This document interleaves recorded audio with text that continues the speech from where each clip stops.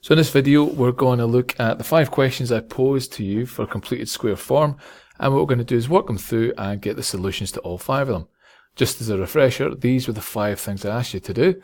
Put the following in the completed square form, and these were the 5 different equations. Now remember, completed square form means it looks like that: y equals a bracket x plus b squared plus c.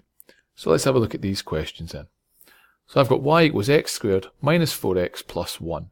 Now when we're putting it into completed square form, remember we want just x squared on its own. So what we have to do at that point is, if there's a factor in front of the x squared, so if there's a coefficient there, we have to take it out as a common factor for things.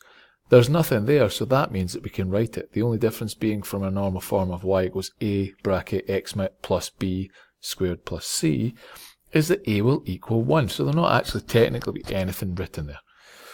So to start this, we have to look at the bracket. So we start by looking at this part here. We know it's going to be x something squared, plus or minus something. Well, it's a minus there, so we know it's going to be a minus. We then look at this part here and half it. So it's minus 4 here. So in the bracket it's going to be x minus 2. We then put the plus 1 outside, and then we've got our correction factor. So in this case that's going to be take away whatever the value is here squared, because remember, when we multiply this out we'll get x squared minus 4x, but then an extra plus 4 after that. So to get rid of that extra plus 4 we have to take away whatever this value here is squared. Even if it's a negative, it will still be take away, because 2 negatives make a positive. We can then start to simplify the bits down. So we'd have x minus 2 squared in the brackets plus 1 take away 4, and then we can write our final answer: y equals x minus 2 all squared take away 3. So that would be our answer for that first one. If you wanted to check it, multiply it out and you should get back to the start. Second one here, b, y equals 3x squared plus 12x minus 4. This is us getting to the stage we really want to be at with higher, or the base stage we want to be at with higher, when there's coefficients to the x squared. Now remember, we want our final one to start with x squared here before we start looking at the bracket. So what we do is, if there's a coefficient of x, we take it out as the highest common factor. So we'd end up with x squared plus 4x. Now this is the point. When you take the common factor out, you cut it off at this stage. It's only this part you look at. So we get 3 bracket x squared plus 4x. We close the bracket off there, and we still work the minus 4 afterwards. Now what we do is look at this part here and turn it into completed square form. So in this case, I would look and I'd have x plus 2, just from this part here. I'd have it all squared, and then my correction factor of take away 2. Now all this goes into a bracket, because that's just this section which is in a bracket, and we then have to put in the 3 in front and the minus 4 afterwards to complete the parts that we're not writing down. So we then write y equals 3 bracket x plus 2 squared minus 2, close the bracket, take away 4. And now that we're at this stage, we can multiply out this big bracket here and start to simplify things down. So I'd get y equals 3 times the x plus 2 squared, take away 2 times 3, and then take away 4. Remember, it's just a take away 4, that's not in the bracket, so the 3 is not going to have an effect on it. So we then know y equals 3 bracket x plus 2 squared minus 6 minus 4. So I can simplify that and get my final answer: y equals 3 bracket x plus 2 squared minus 10. My final answer for that one done. Good. Next one we're going to look at here, same sort of deal. The only difference is a negative coefficient here, but we still approach it the same way. So we'd end up with y equals negative 7 as our common factor out, bracket x squared. Now we take away negative 7 as a common factor here, so the sign changes.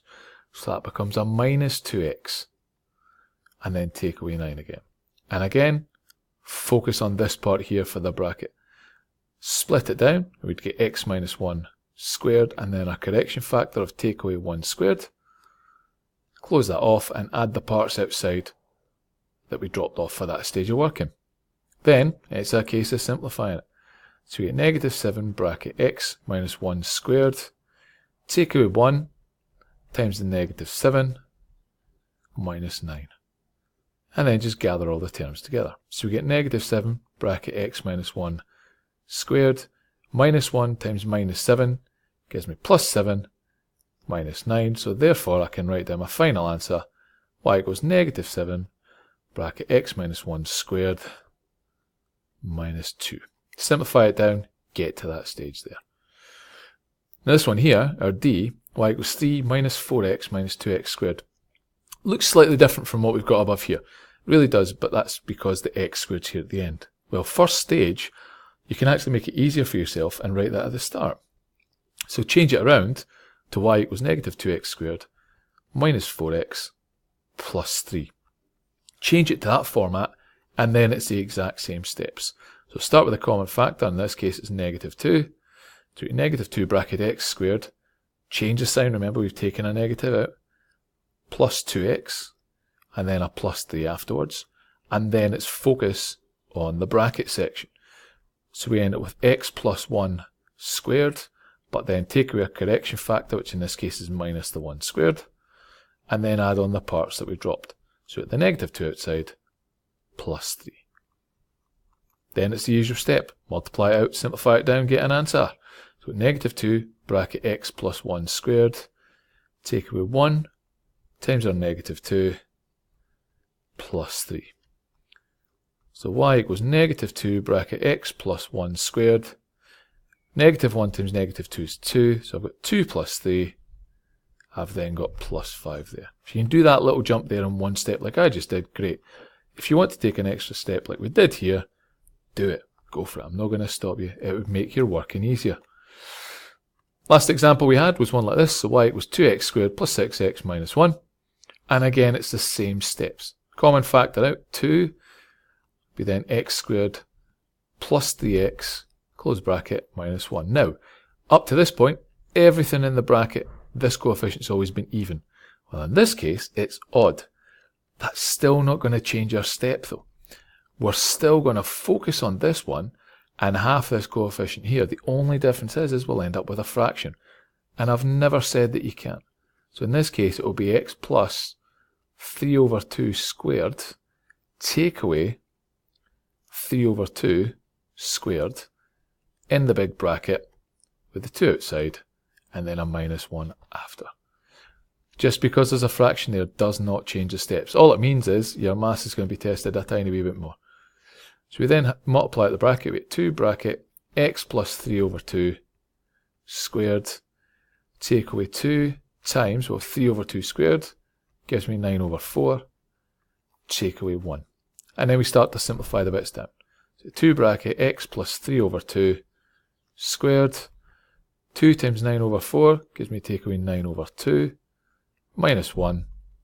So I get 2 bracket x plus 3 over 2 squared, minus 9 over 2, minus 1, gives me minus 11 over 2.